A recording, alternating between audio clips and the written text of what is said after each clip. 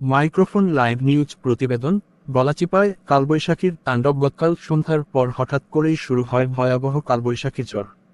পটুয়াখালীর গলাচিপা এলাকায় মুহূর্তের মধ্যেই আকাশ কালো হয়ে যায়, শুরু হয় তীব্র বাতাস আর বজ্রসহ বৃষ্টি। এই ঝড়ের মধ্যেই দেখা যায় এক সাহসী দৃশ্য।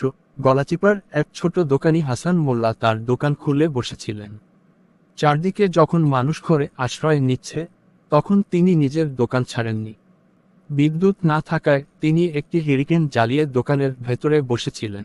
মোমবাতি হেরিকেনের আলোয় এক সংগ্রামী জীবন হাসান মোল্লা বলেন, ঝড় বাদল তো চলবে, কিন্তু পেট তো থেমে থাকে না, তাই দোকান খুলেই বসে আছি।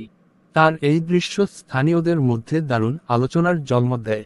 ঘূর্ণিঝড় ঝড়ের তাণ্ডব ও মানুষের অবস্থা। ঝড়ের কারণে অনেক ঘরের টিনের চাল উড়ে যায়, গাছপালা উপড়ে পড়ে।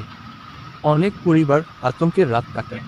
গ্রামের মানুষজন জানান, অনেকেই ঘরের কোণে বসেছিলেন, কেউ কেউ সন্তানদের নিয়ে নিরাপদ জায়গায় আশ্রয় নেন। বিদ্যুৎ বিচ্ছিন্ন হয়ে যায় দীর্ঘ সময়ের জন্য। জল তরঙ্গ, বন্যার মতো পরিস্থিতি। ঝড়ের সাথে ভারী বৃষ্টির কারণে অনেক এলাকায় পানি জমে যায়।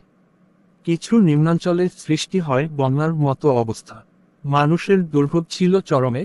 ঘরে পানি ঢুকে পড়ে, রান্না বন্ধ হয়ে যায়। অনেকেই শুকনো খাবার খেয়ে রাত কাটান। রাস্তাঘাট কাদায় ভরে যায়। গৃহ নির্মাণ ঘরে ঘরে কি ঘটেছে, প্রতিটি ঘরেই ছিল ভয়ের ছাপ। মায়েরা সন্তানদের আঁকড়ে ধরেছিলেন, বৃদ্ধরা দোয়া পড়ছিলেন।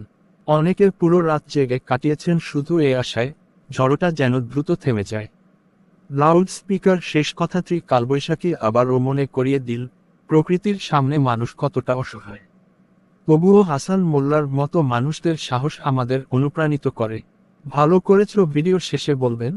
এমন আরও বাস্তব খবর পেতে ভিডিওতে লাইক দিন, কমেন্ট করুন আর চ্যানেলটি সাবস্ক্রাইবও করতে ভুলবেন না।